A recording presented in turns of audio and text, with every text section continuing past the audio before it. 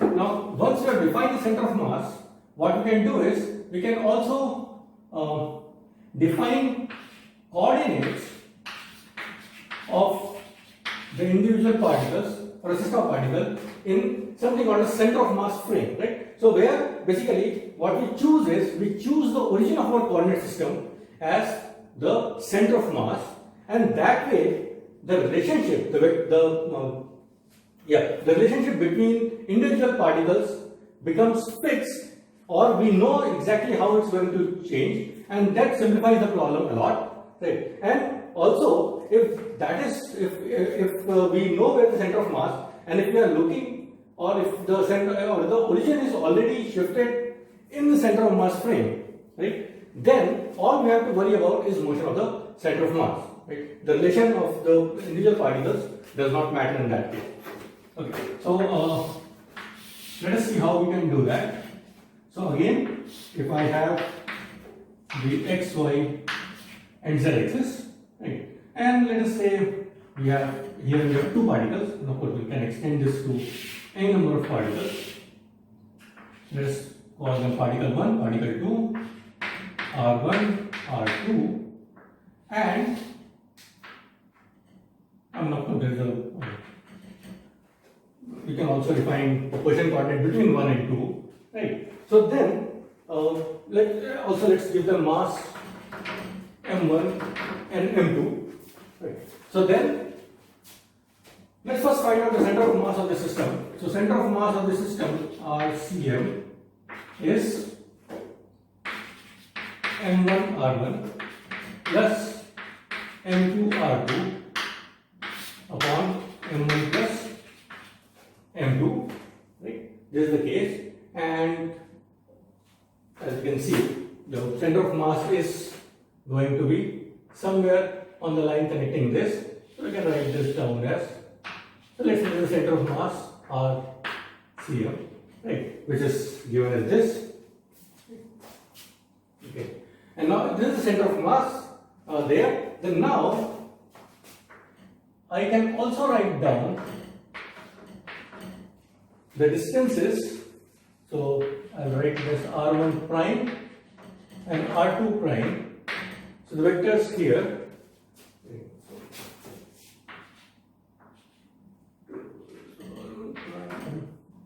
r2 prime, and now we can write down these. So sorry, r1 prime. So now prime becomes the position vector in the center of mass frame, and this is nothing but r1 minus the RCM, and similarly r2 prime is nothing but r2 minus the RCM, right? And then r1 and r2 prime becomes the position vectors considering RCM as our origin. So this is an important relationship, and now from here what we can do is we can also find out the velocity in the center of mass frame. So simply take r1 prime dot, which is r1 dot, so velocity in the, let's say in around any arbitrary origin, and the center of mass velocity about that arbitrary origin, right? So similarly for r2 prime, center of mass velocity about that origin, you can take again one more time derivative and find acceleration. And acceleration of individual particles in the center of mass frame is acceleration in any frame with arbitrary origin, and the acceleration of the center of mass.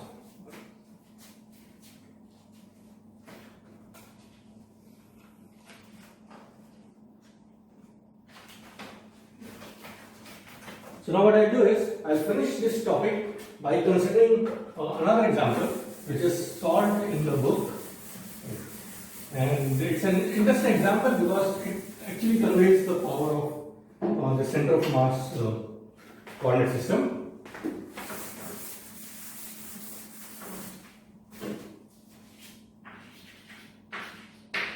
I think example 4.7. Right? So the statement of the example is as shown in the slide. Okay. So what this statement basically meant is that we have two masses coupled with a spring, and let's say M1 and M2, right? There will be a spring at time t equal to 0, 0 origin, 0 the x. So it's a one-dimensional problem, it's an x coordinate only. So at t equal to 0, mass M1 is at location R1, mass M2 is at location R2, right? Again, at t equal to 0, this spring is unstretched, so its length is the unstretched length, right? And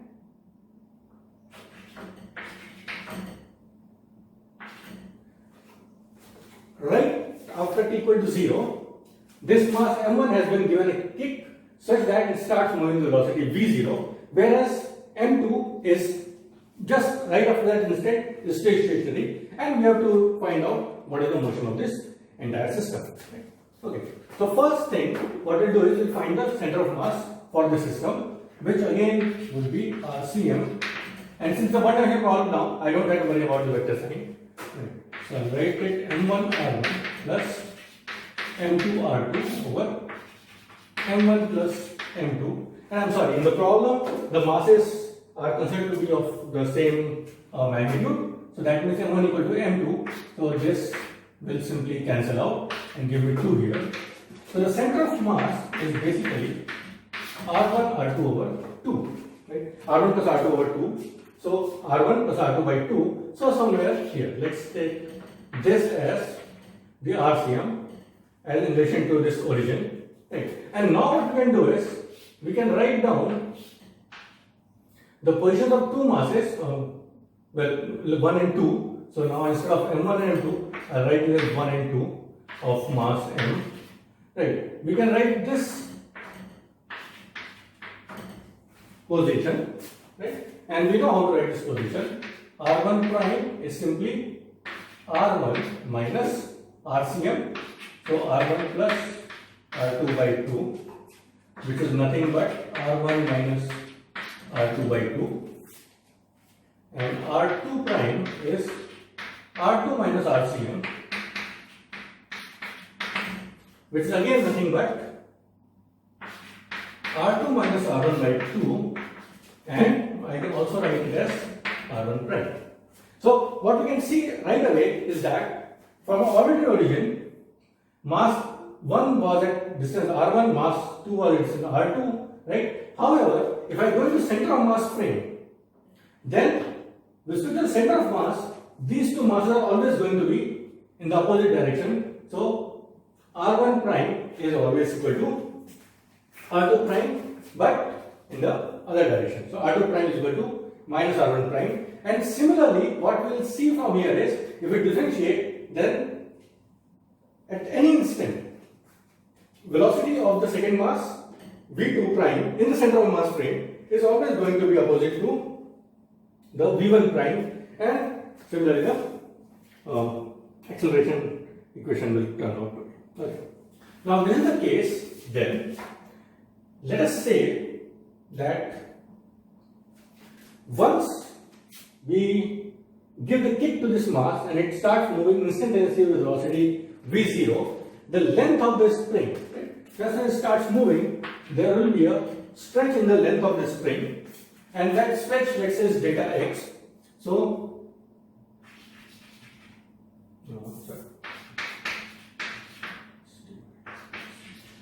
the stretch of spring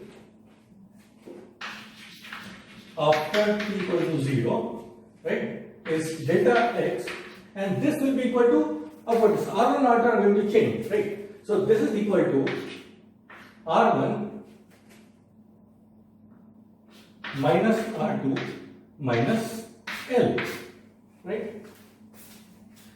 L was R1 minus R2, the unstretched length, and if it stretches, of course the R1 stretches, or later on R2 can also change, but so and L is the unstretched length, so whatever is the difference is basically R1 minus R2 minus L, and again what we can see is at t equal to 0, since we said that the spring is unstretched, delta x will also be 0. Right? So anyway, so this is the case, and now I can put R1, R2 from here, and I will see that R1 prime minus R2 prime minus L is also the same, right? Because from both sides this RCM will simply cancel out. Okay. So if this is the case, then now we can write down the equation of motion.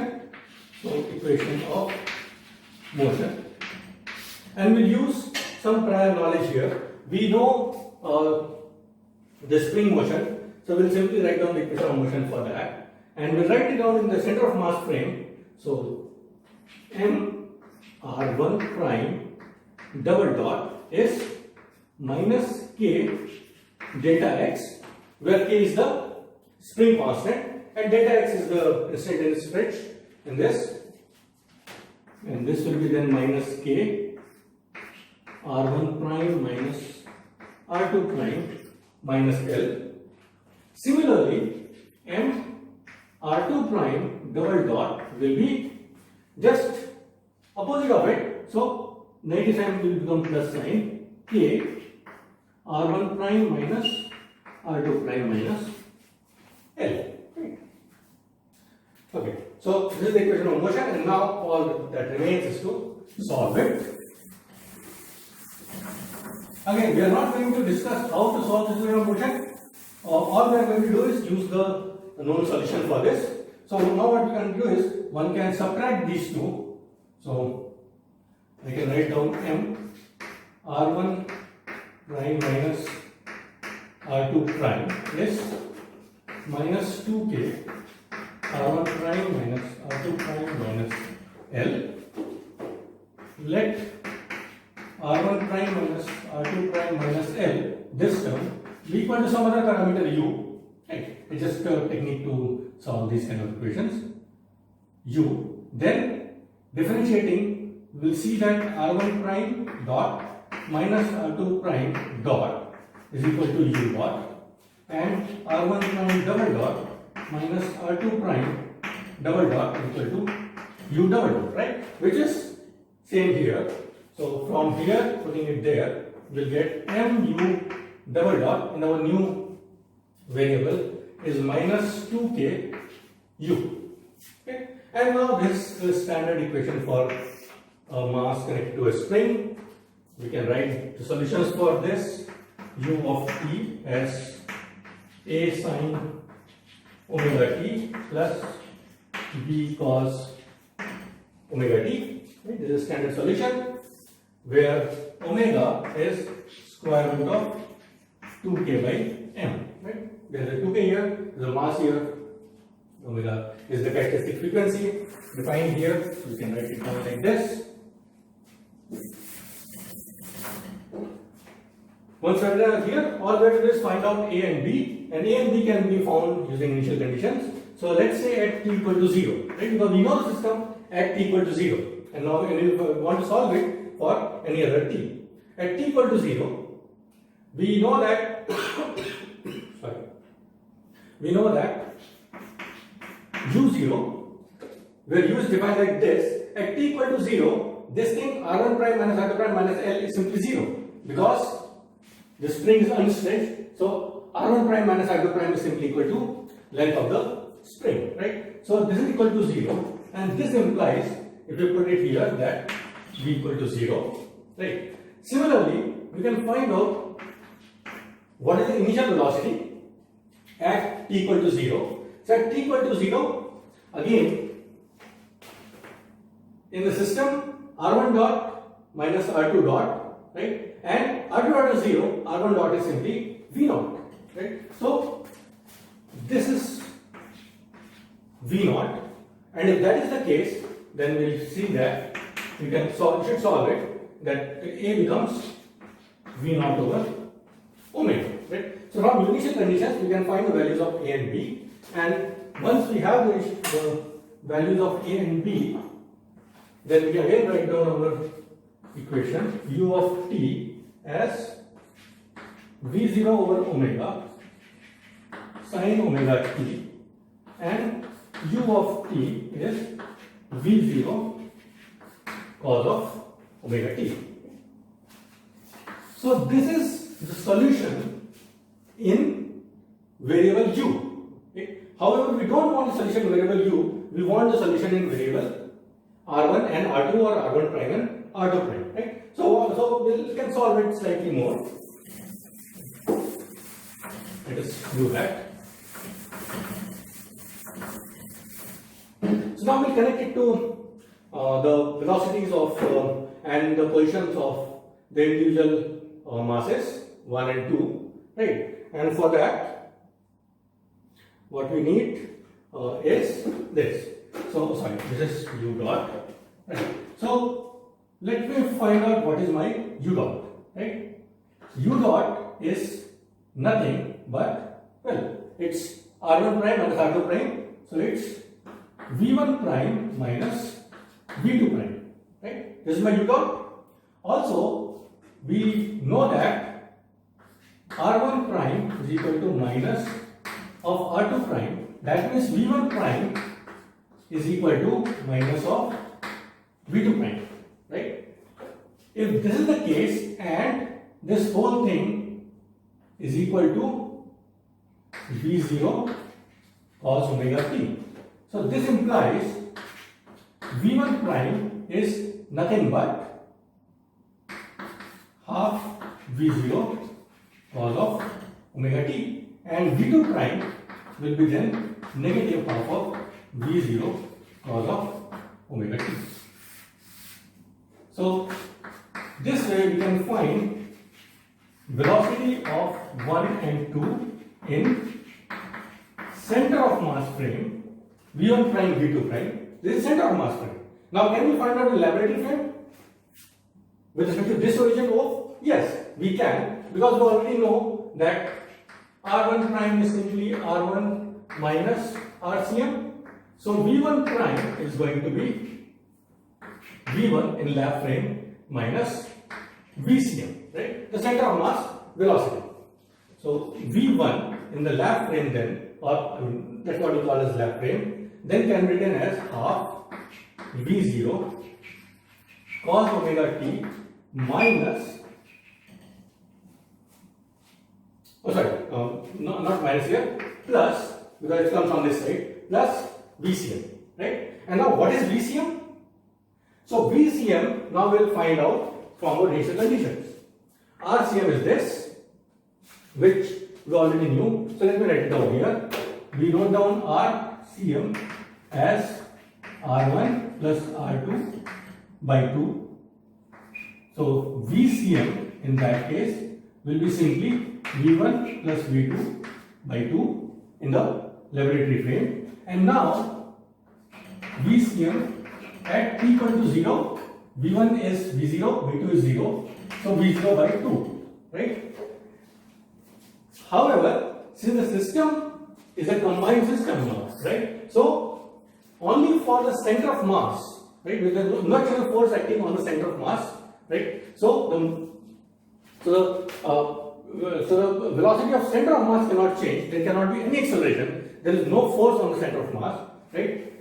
So the velocity cannot change. So whatever is the velocity of center of mass at t equal to 0 will continue for any other t, and center of mass velocity at t equal to 0, right at the instant it starts moving, is v0 by 2. Right? So from here then we have cos omega t plus v0 by 2, and you can write it down in more rearranged form. So we will take v0 by 2 common and we get 1 plus cos omega t. Similarly, v2, or the velocity of the second object or the second mass 2 is going to be 1 minus cos omega t. So this is then the velocity of the two masses as a function of time in our Cartesian coordinate origin, irrespective of Cartesian coordinate origin O, would look like, right? And now what we can see is V1 is 1 plus cos omega t, V2 is 1 minus cos omega t. So they will always be in phase difference, and when V1 is larger, V2 will be very, very small. So basically, when this moves, this will remain stationary, then this will come to a halt, will stop, and this will move, right? This can also be seen from here. Since cos omega t will go between plus minus 1, when cos omega t is minus 1, V1 will be 0. However, when cos omega t is minus 1, V2 will be maximum, right? So you can you should discuss this further, considering examples solved in the book. And what you should also do as an exercise, so let's say an exercise, is solve for R1 and R2, right? And plot V1, V2 as a function of time, R1, R2 as a function of time, and try to visualize the motion. Okay. So let's stop here, and we'll discuss further in the next lecture.